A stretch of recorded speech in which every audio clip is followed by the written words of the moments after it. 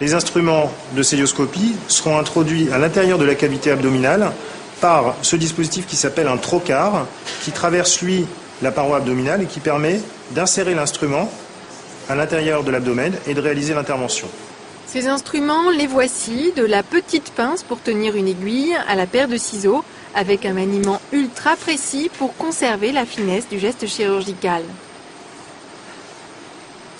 Voilà, donc l'intervention va commencer. On va insérer à l'intérieur de la cavité abdominale l'aiguille qui permettra d'y faire rentrer du gaz. 3 litres de gaz carbonique vont ainsi gonfler le ventre, créer un espace sous la paroi de l'abdomen. Le chirurgien pourra alors faire rentrer ses instruments sans risquer de blesser l'intestin, par exemple. Tout commence par l'insertion de la caméra, l'œil du chirurgien.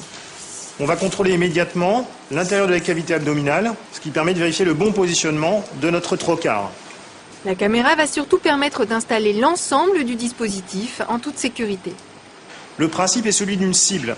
La célioscopie doit positionner les orifices autour de la cible qui est l'organe à opérer.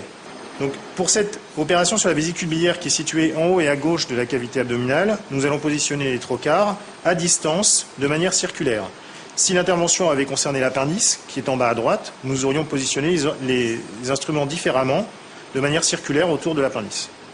Après l'incision au traditionnel bistouri, le chirurgien va faire rentrer les trocars dans le ventre, mais pas trop profondément pour ne rien blesser. Une opération sensible, renouvelée 4 fois en tout. 4 entrées dans l'abdomen pour 4 mains.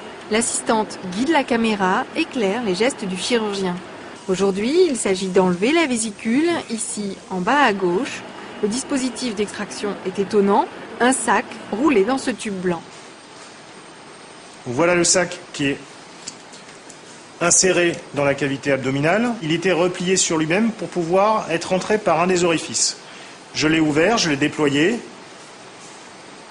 Je vais pouvoir maintenant rentrer dans ce sac la vésicule biliaire. Je vais refermer ce sac et c'est la vésicule protégée par ce sac qui va être ensuite extraite par l'orifice ombilical.